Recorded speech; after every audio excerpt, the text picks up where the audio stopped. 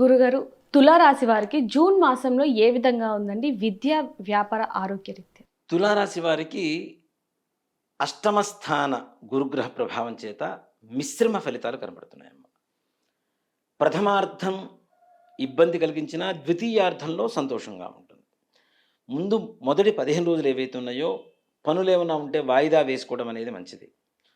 కుటుంబంలో కూడాను చిన్న చిన్న చికాకులు ఏదో అంటే ఉదయానికి ప్రారంభమవుతాయి, సాయంత్రానికి సమాప్తి అయిపోతూ ఉంటాయి. ఇలాంటి సమస్యలు ఎక్కువగా వచ్చేటువంటి అవకాశాలు ఎక్కువగా ఉన్నాయి. కాబట్టి తగిన జాగ్రత్తలు తీసుకోవటం. ఏదన్నా చిన్న విషయం తేడా వచ్చినా, గొడవలొచ్చినా దైవ ధ్యానం చేసుకుంటూ వాటిని అవాయిడ్ చేసుకుంటూ ముందుకు వెళ్ళిపోవడం అనేది సూచించదగినటువంటి విషయం. అలాగే విద్యార్థులు. విద్యార్థులు కూడాను తగిన కష్టానికి తగిన గుర్తింపు రాదు కానీ, ఇంకాస్త ఎక్కువ కష్టపడితే వాళ్ళు ఆశించినంత మాత్రాన కొంచెం దగ్గరగా ఉండేటువంటి ఫలితాలు రావడానికి అవకాశం ఎక్కువ కనబడుతుంది. అలాగే షేర్ మార్కెట్ రంగం వాళ్ళు. షేర్ మార్కెట్‌లో కూడాను ఈ నెలలో ఎక్కువగా ఇబ్బందులు కలిగేటువంటి అవకాశాలున్నాయి. నష్టపోయేటువంటి అవకాశాలున్నాయి కాబట్టి తగిన జాగ్రత్తలు అవసరం. రియల్ ఎస్టేట్ రంగం వాళ్ళకి వీళ్ళు కూడా వీళ్ళు ఏదైతే ఒక పెద్ద వ్యాపారం పెద్ద వ్యాపారం చేయాలి అనుకుంటారో వాటిల్లో ఆటంకాలు ఎక్కువగా ఎదుర్కోవాల్సినటువంటి పరిస్థితి ఎక్కువగా ఉంటుంది. ద్వితీయార్థంలో చివరికి సానుకూలంగా మారుతూ ఉంటుంది. తర్వాత పనులు సకాలంలో పూర్తి చేసుకునేటువంటి అవకాశం ఉంటుంది. మొదటి 15 రోజులు మాత్రం ఏవైనా అనుకునేటువంటి పనులుంటే వాయిదా వేసుకోవడం అనేది మంచిది. రాజకీయ నాయకులకు కూడాను అంతంత మాత్రంగానే కనపడుతోంది. విజయం అనేది వాళ్ళు ఆశించినంత మార్పు రాకపోవచ్చు. కొన్ని కొన్ని సమయాల్లో విజయం కూడా పొందలేని పరిస్థితిలో కూడా ఉండవచ్చు. విజయం పొందలేనటువంటి పరిస్థితిలో కూడా ఉండవచ్చు. కాబట్టి దానికి అంటే ముందుగానే సిద్ధపడి ఉంటే మానసికంగా ఏ రకమైనటువంటి సమస్యలు ఉండవు కాబట్టి కొంతవరకు అపజయానికి అవకాశాలు ఎక్కువ కనపడుతున్నాయి కాబట్టి వచ్చేటువంటి రిజల్ట్స్ అన్నీ కూడా ప్రథమార్థంలోనే వస్తున్నాయి. ద్వితీయార్థం సానుకూలం అని చెబుతున్నాం. ఈ ప్రథమార్థంలో వచ్చేటువంటి అవకాశాలు ఉన్నాయి కాబట్టి తగినట్టుగా వాళ్ళ మానసికమైనటువంటి ఆలోచనలు మార్చుకోవడం మాత్రం మంచిది. ధైర్యంగా ఉండడం, మానసిక స్థితి స్థిమితంగా ఉంటూ ముందుకు వెళ్ళడం అనేది విశేషమైనటువంటి పరిస్థితి. అలాగే విద్యార్థులు వీళ్ళు కూడా కష్టపడితే కానీ బాగా ముందుకు వెళ్ళలేని పరిస్థితి.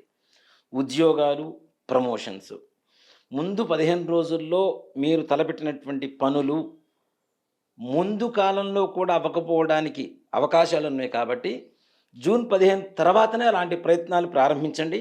తప్పనిసరిగా సానుకూలంగా ఉంటుంది. ముందు 15 రోజుల్లో మాత్రం సంకల్పం కూడా చెయ్యవద్దు. నాకు ప్రమోషన్‌కి అప్లై చేసుకుందాం, ఉద్యోగానికి ఏదన్నా అప్లై చేసుకుందాం. ఇలాంటివి కూడాను తగినటువంటి అంటే ఒక పెద్ద ఉద్యోగం కోసం ప్రయత్నిస్తారు. కానీ అంత మాత్రాన వీళ్ళు ఆశించినంత ఉద్యోగాలు మాత్రం రావు. ఇది చిన్న చిన్న ఉద్యోగం వచ్చింది సరే చేరదాం ప్రస్తుతానికి అనుకునేటువంటి వాళ్ళకి ఏ రకమైనటువంటి ఇబ్బంది ఉండదు. కాబట్టి ఉద్యోగ విషయంలో కూడా తగిన జాగ్రత్తలు అవసరం. కుటుంబంలో చికాకులుంటాయి. అనారోగ్య సమస్యలు ముఖ్యంగా మానసికమైనటువంటి అస్థిమితత ఎప్పుడైతే వస్తుందో, అధైర్యం ఎప్పుడైతే వస్తుందో అనారోగ్యం కూడా మన చెంతకి పిలవకుండానే వస్తూ ఉంటుంది. కాబట్టి ఆరోగ్యం బాగుండాలి అంటే మానసిక ధైర్యంతో ఉండాలి. దానికి ఈ మానసిక ధైర్యం కావాలంటే ఏం కావాలి? దైవ అనుగ్రహం కావాలి. కాబట్టి దైవ ధ్యానంలో కాలం గడపడం అనేది అంటే వాళ్ళకు అనుకూలంగా ఉన్నంత సమయం వరకు దైవ చింతనలో వాళ్ళు కాలం గడపడం అనేది విశేషమైనటువంటి విషయం. అలాగే ఈ షేర్ మార్కెట్ వాళ్ళు వీళ్ళకు కూడా మోసపోతూ ఉంటారు. తగిన జాగ్రత్తలు అవసరం వీళ్ళకి. ముఖ్యంగా విదేశీ ప్రయాణాలకి మాత్రం తప్పనిసరిగా సానుకూలంగా ఉండేటువంటి సమయం. ఇదొక్కటి మాత్రం ఈ రాశి వాళ్ళకి ముందు 15 రోజులైనా, తర్వాత 15 రోజులైనా కూడాను సానుకూలంగా ఉండేటువంటి విషయం కాబట్టి తప్పనిసరిగా మంచి ఫలితాలు పొందవచ్చు. అంటే వీసాలు ఎప్పటినుంచో రావట్లేదు అనుకునేటువంటి వాళ్ళకు కూడాను వీసాలు పొంది తప్పనిసరిగా వాళ్ళు అనుకునేటువంటి కార్యాలు దిగ్విజయంగా పూర్తి చేసుకుంటూ వెళ్ళిపోతారు. ముఖ్యంగా వీళ్ళు పొడవుగా ఉంటారు, సన్నగా ఉంటారు, వెడల్పు ముఖంతో ఉండేటువంటి వాళ్ళతో తగిన జాగ్రత్తలు అవసరం.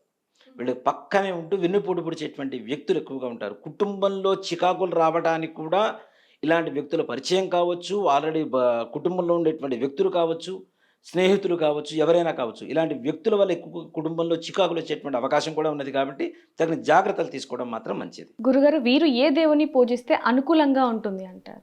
వీరు మహావిష్ణువుని ప్రార్థించడం చాలా విశేషం.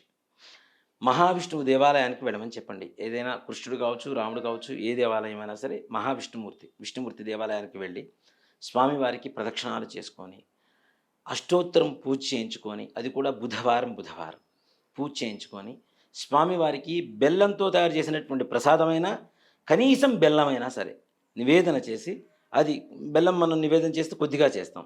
లేదు బెల్లంతో తయారు చేసేటువంటివి ఏదైనా స్వీట్స్ ఉంటాయి కదా, అలాంటివి కావచ్చు. లేదంటే బియ్యం పొంగలి బెల్లంతో తయారు చేస్తాం కాబట్టి అలాంటి పొంగలి కావచ్చు.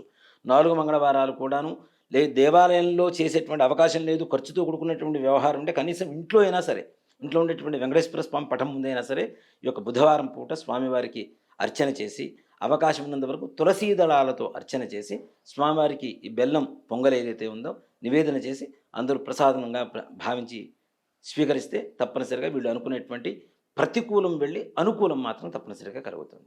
ధన్యవాదాలు గురుగారు. శ్రీమాత్రే నమః. శ్రీ గురుభ్యో నమః.